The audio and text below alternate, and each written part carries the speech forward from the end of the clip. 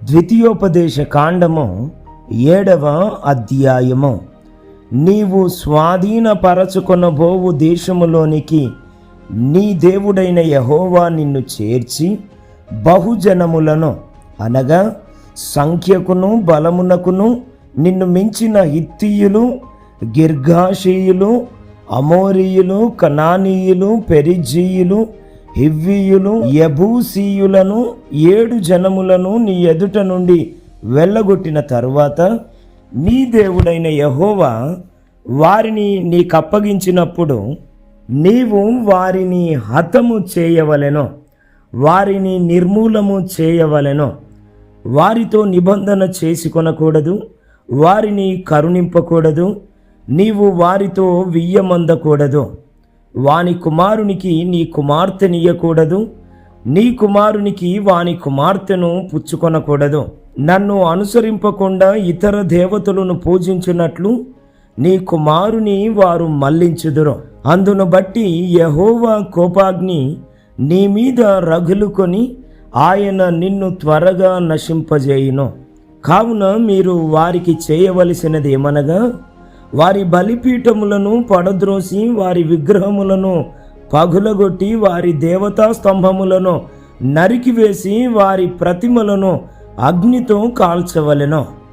నీవు నీ దేవుడైన యెహోవాకు ప్రతిష్ఠిత జనము. నీ దేవుడైన యెహోవా భూమి మీదనున్న సమస్త జనముల కంటే నిన్ను ఎక్కువగా ఎంచి నిన్ను తనకు స్వకీయ జనముగా ఏర్పరచుకొనెను. మీరు సర్వజనముల కంటే విస్తార జనమని యెహోవా మిమ్మును ప్రేమించి మిమ్మును ఏర్పరచుకొనలేదు. సమస్త జనముల కంటే మీరు లెక్కకు తక్కువే గదా. అయితే యెహోవా మిమ్మును ప్రేమించువాడు గనుకను తాను మీ తండ్రులకు చేసిన ప్రమాణమును నెరవేర్చువాడు గనుకను యెహోవా బాహుబలము చేత మిమ్మును రప్పించి దాసుల గృహములో నుండి ఐగుప్తు రాజైన ఫరో చేతిలో నుండి మిమ్మును విడిపించెను. కాబట్టి నీ దేవుడైన యెహోవా తానే దేవుడనియు తన్ను ప్రేమించి తన ఆజ్ఞలను అనుసరించి నడుచుకుని వారికి తన నిబంధనను స్థిరపరచువాడును, 1000 తరముల వరకు కృపచూపువాడును, నమ్మతగిన దేవుడుననియు తన్ను ద్వేషించు వారిలో ప్రతి వానిని బహిరంగముగా నశింపజేయుటకు వానికి దండన విధించువాడనియు నీవు తెలిసికొనవలెను. ఆయన తన్ను ద్వేషించు వాని విషయము ఆలస్యము చేయక బహిరంగముగా వానికి దండన విధించును. కాబట్టి నేడు నేను నీకు ఆజ్ఞాపించు ధర్మము అనగా విధులను కట్టడలను మీరు అనుసరించి నడుచుకొనవలెను. మీరు ఈ విధులను విని వాటిని అనుసరించి నడుచుకొనిన ఎడల నీ దేవుడైన యెహోవా తాను నీ పితరులతో ప్రమాణము చేసిన నిబంధనను నెరవేర్చి నీకు కృపచూపును. ఆయన నిన్ను ప్రేమించి ఆశీర్వదించి అభివృద్ధి చేసి నీకిచ్చేదనని నీ పితరులతో ప్రమాణము చేసిన దేశములో నీ గర్భఫలమును, నీ భూఫలమైన నీ సస్యమును, నీ ద్రాక్షారసమును, నీ నూనెను, నీ పశువుల మందలను, నీ గొర్రెల మందలను, మేకల మందలను దీవించును. సమస్త జనముల కంటే ఎక్కువగా నీవు ఆశీర్వదింపబడదువు. నీలో మగవానికే గాని ఆడుదానికే గాని గొడ్డుతనముండదు, నీ పశువులలో నైననుండదు. యెహోవా నీ యొద్ద నుండి సర్వరోగములను తొలగించి నీ వెరిగియున్న ఐగుప్తులోని కఠినమైన క్షయ వ్యాధులన్నిటినీ నీకు దూరపరచి నిన్ను ద్వేషించు వారందరి మీదికే వాటిని పంపించెను. మరియు నీ దేవుడైన యెహోవా నీకప్పగించుచున్న సమస్త ప్రజలను నీవు బొత్తిగా నాశనము చేయుదువు. నీవు వారిని కటాక్షింపకూడదు, వారి దేవతలను పూజింపకూడదు. ఏలయనగా అది నీకు ఉరియగును.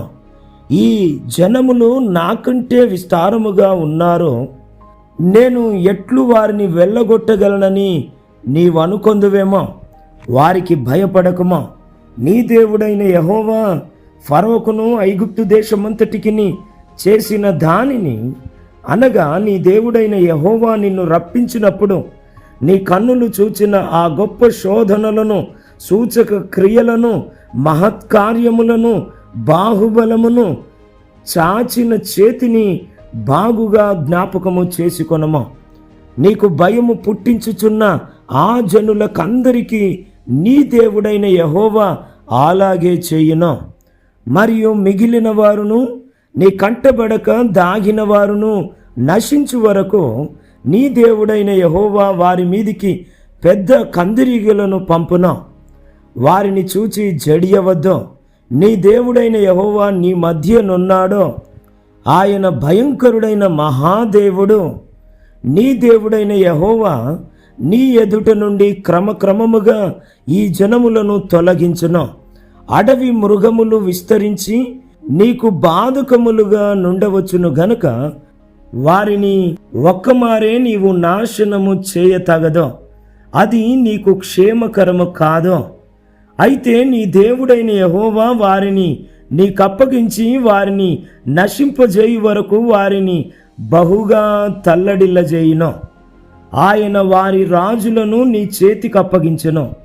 నీవు ఆకాశము క్రింద నుండి వారి నామమును నశింపజేయవలెను. నీవు వారిని నశింపజేయు వరకు ఏ మనుష్యుడును నీ ఎదుట నిలువలేకపోవును. వారి దేవతల ప్రతిమలను మీరు అగ్ని చేత కాల్చివేయవలెను.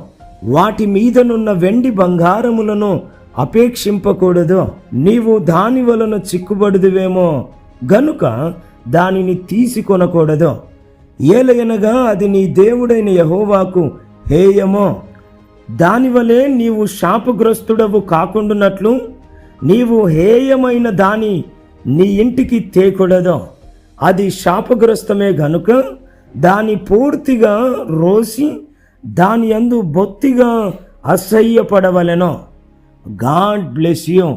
దేవుడు మిమ్మును దీవించునుగాక. ఆమెన్.